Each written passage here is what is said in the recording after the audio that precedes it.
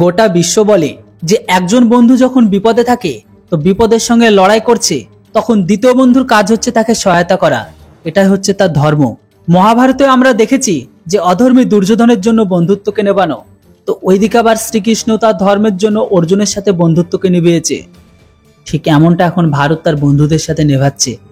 তো কিছু দেশ আছে যেটা একদমই তারা সহ্য করতে পারছে না। এখন তারা ভারতের সে বন্ধুত্ব নেভানো থেকে তারা এখন বারণ করছে। তো অন্যদিকে এরা আবার অন্যের উপর অত্যাচার করে, তাদের সাথে আবার বন্ধুত্বকে পালন করছে তারা।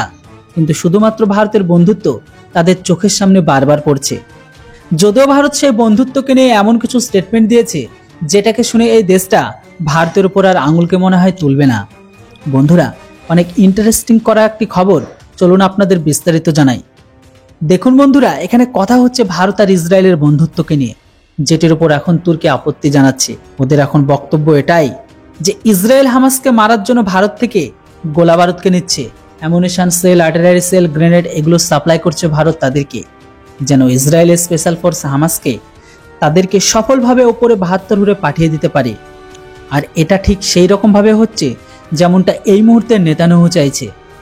একটি রিপোর্টে বলা হচ্ছিল যে হামাস ইসরায়েলের যুদ্ধে ইসরায়েলের প্রায় অর্ধেক হামাসকে সাফাই করে দিয়েছে। যদিও তারা শুয়োরের বাচ্চার মতো জন্ম নিচ্ছে, যত মরছে ততগুলো আবার নতুন করে ভর্তি হচ্ছে। কখনো কখনো তো মনে প্রশ্ন আসে যে এই সব কাজকাম করার জন্যই মনে হয় তারা পৃথিবীতে 10-12টা করে বাচ্চাকে জন্ম দেয়। আপনাদের মতামত অবশ্যই কমেন্ট বক্সে লিখে জানান। তবে এই মুহূর্তে ভারত যে ইসরায়েলকে ওয়েপন সাপ্লাই করছে, এটাকে দেখে তুর্কির বিদেশ মন্ত্রী আপত্তি জানিয়েছে যে ভারত এমন দেশকে সাহায্য করে তারা কি প্রমাণিত করতে চাইছে।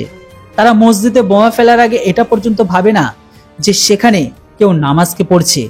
ইসরায়েল তো সেই দেশ যাদের না বাচ্চার উপর কোনো দয়া মায়া আছে আর না কোনো মহিলার, তাদের তো শুধুমাত্র ফিলিস্তিনের জমি চাই।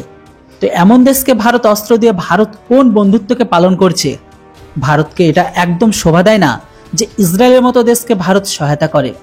কিন্তু এর ওপর ভারতের বিদেশ বিভাগ তুর্কির বিদেশ বিভাগকে জাস্ট একটা লাইনে বলেছে যে আপনারা পাকিস্তান আর আজারবাইজানকে সাহায্য করা বন্ধ করুন, অস্ত্রকে দেওয়া বন্ধ করুন, ড্রোন দেওয়া বন্ধ করুন, আর্মেনিয়া আজারবাইজানের যুদ্ধে হস্তক্ষেপ করা বন্ধ করুন, সিরিয়ার আতঙ্কবাদীদের ফান্ড দেওয়া বন্ধ করুন, কাশ্মীরি মুদ্দাতে আলোচনা করা বন্ধ করুন, তারপরে আমরা ইসরায়েলকে অস্ত্র দেওয়া বন্ধ করে দেব।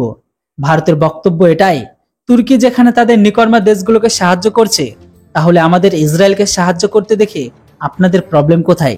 আমরা তো কখনো তুর্কিকে বলি না যে তুর্কি পাকিস্তানকে যেন ড্রোন না দিক। তাহলে আমরা যখন ইসরায়েলকে অস্ত্র সাপ্লাই করি, তাহলে তাদের কেন পেছনে এত মির্চি লাগে? এতটুকু যেন তুর্কি মনে রাখে যে ভারত তার বন্ধুকে সাহায্য করা কখনো বন্ধ করবে না, আর ভারতের মিত্র পাকিস্তানের মতো আতঙ্কবাদীদের কখনো সমর্থনও করবে না, বরং যাদের নাম ও নিশানকে পর্যন্ত মিটিয়ে দেয় তারা।